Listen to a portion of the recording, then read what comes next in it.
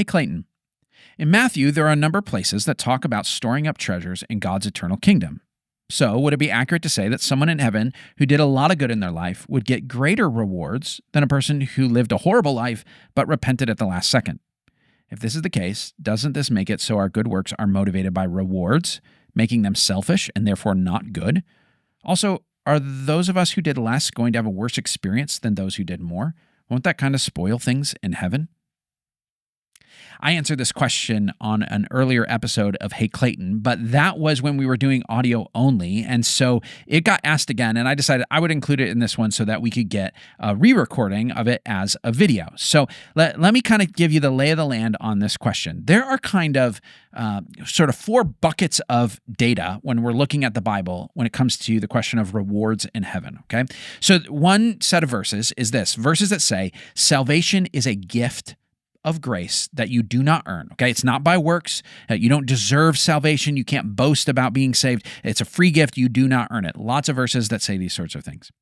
There are also lots of verses, another set of kind of data that we're looking at, are passages that talk about at final judgment, when all of us at the end of time stand before Jesus, that we will be judged by works. Believe it or not, every passage that talks about final judgment, when it talks about how we are being judged, says we will be judged by works. This is pretty universal across the board in the Bible. And so you got, things where it's like the books will be opened, or you got the sheep and the goats, right? It's based on whether or not you took care of the poor, or you clothed the naked, or you fed the hungry, or you visited people, who are in trouble, and so on. And so it's based on what you did. Third set of data here are passages that talk about people who are entering into the kingdom, and they receive kind of different levels of rewards that kind of correlate to what they've done. So I think about the parable of the talents. Parable of the talents says there's a group of people, they each got given some money by their master, and he went away on a trip. He comes back and he sees what they did with the money. And those who did something with the money and got some investment and payback from what they did with the money, they receive greater rewards than the person who did nothing with the money and therefore gets less. And so there's this feeling of like, depending on what you did with what you were given, you will receive more or less.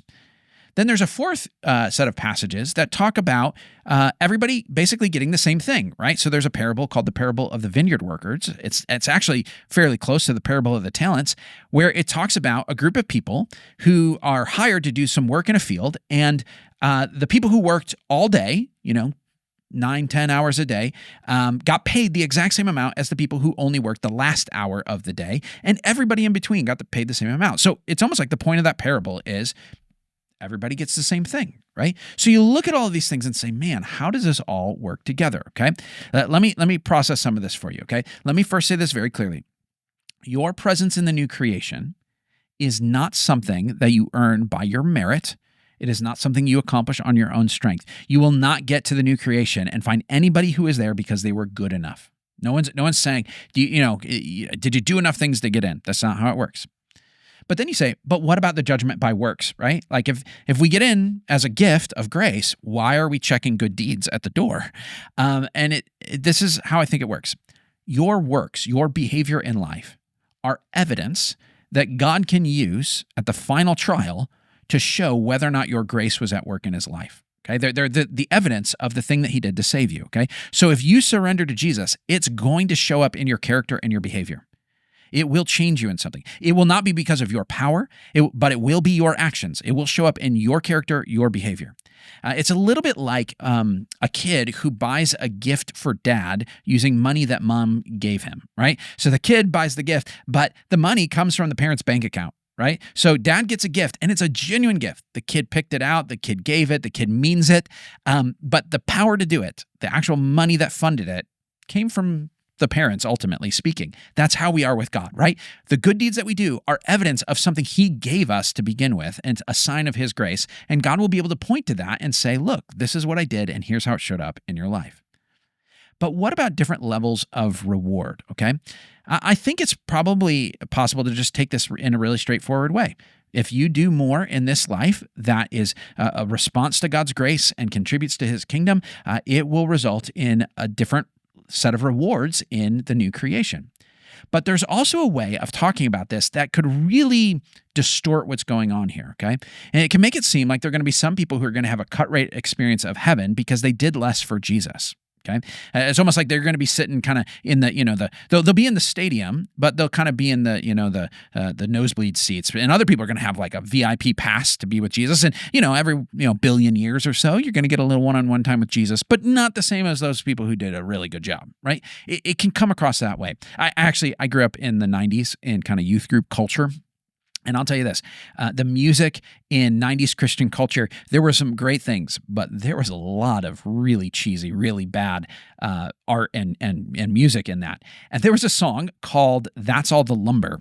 I don't know if you were around back then, but if you heard the song, you probably remember it because it was a story of this guy who shows up in heaven and he's being shown his way to, where he's going to be staying. And he sees this kind of tiny little shack that was built.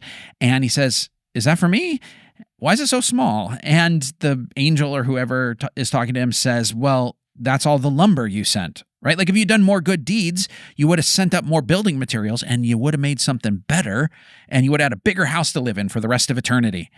And then he walks down the street and they see some guy with a gigantic mansion and he says, "Why does he get a big house?" And it's like, well, that's all the lumber he sent, right? Like he did a lot of good deeds and so he gets a huge house. And so for countless billions and trillions of years, you will have a different experience from each other. And it's because he did more than you did. Now, again, there might be a kernel of truth to the fact that what we do reflects in heaven.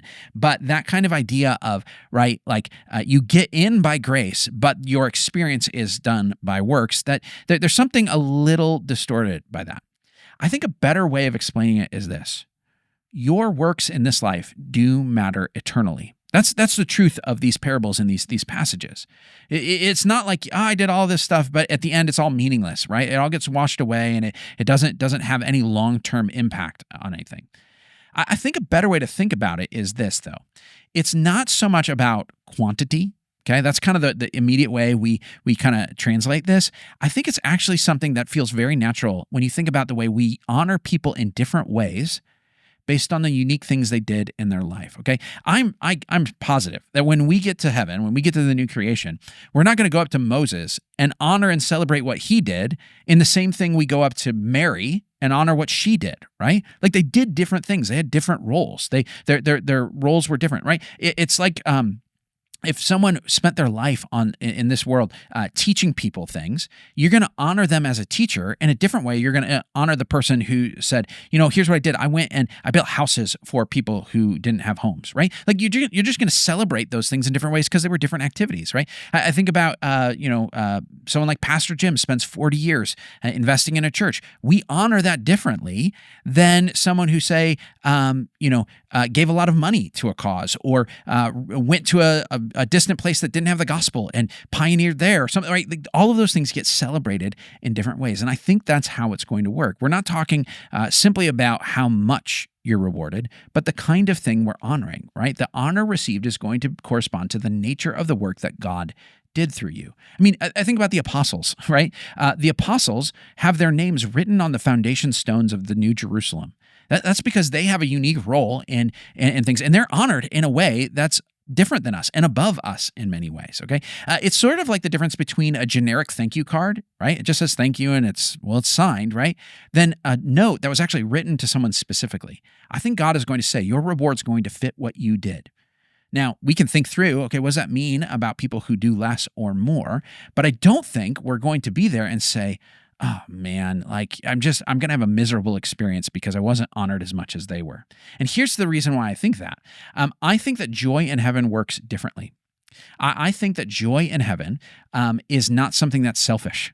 We are very selfish about things. When I hear someone else getting praised, I'll tell you, there's a sinful part of me that's like, I wonder why someone didn't, praise and honor me and notice me. And right, like there's a jealousy that's there. But we won't have that problem in heaven. Our hearts will actually work the right way. And so I actually think that when I see you getting praised and rewarded for something in heaven, your joy and being celebrated and honored and rewarded is something I'm going to share in because we're going to share each other's joy perfectly. You know how the Bible says, rejoice with those who rejoice? Well, guess what? We're going to be perfect at that in heaven.